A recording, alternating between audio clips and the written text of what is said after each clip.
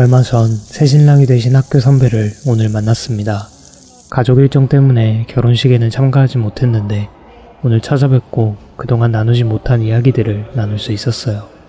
서로가 하는 생각과 고민들을 나누면서도 그 중심에는 각자의 일상에 대한 행복과 감사함이 묻어나 참 기분 좋고 편안한 대화였습니다. 이런 대화를 하기는 생각보다 쉽지 않은데 말이죠.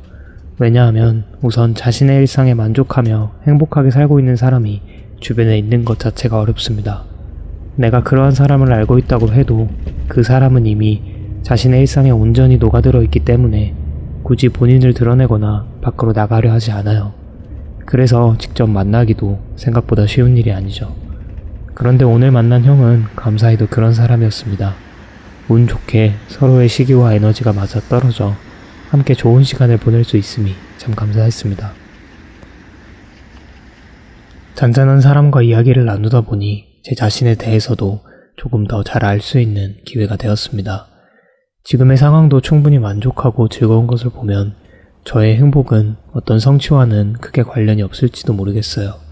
고등학교 이후에 저는 늘 무언가를 해내고 싶다는 목표가 있었고 그 목표를 위해 달려가느라 정신이 없었습니다.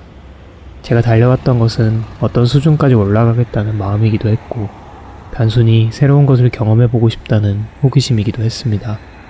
그런데 그건 제가 태초에 목표를 성취할 때 쾌감을 크게 느끼는 사람이어서는 아닌 것 같아요. 목표 자체보다는 그것을 쫓는 과정에서 느껴지는 새로운 감정적 자극을 더 원했던 듯합니다. 무엇인가를 위해 달려나가다 보면 기쁨과 뿌듯함, 괴로움과 슬픔 등 양단의 꽤나 자극적인 감정들을 마주할 수 있으니까요. 하지만 요즘은 그런 게 없어요. 딱히 달려갈 만한 이유도 의무도 없습니다. 회사 일이 있지만 짓누릴 정도로 버겁지는 않고 운동과 같은 취미가 있지만 새로운 도전이라 할 정도의 강도는 아니에요.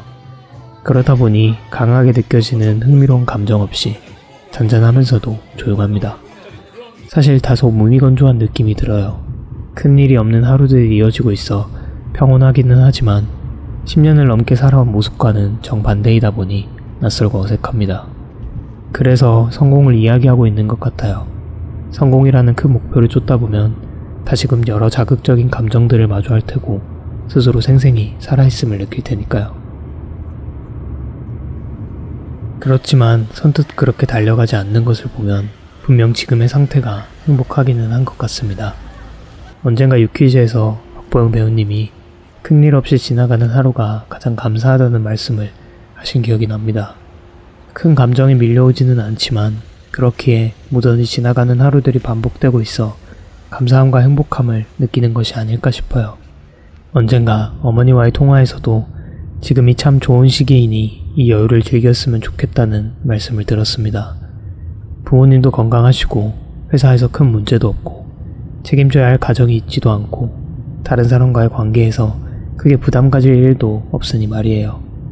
그동안 수많은 감정에 휩쓸리며 파도 타듯 살아왔으니 이제는 잠시 이런 평온을 누려보는 것도 괜찮지 않을까 싶습니다.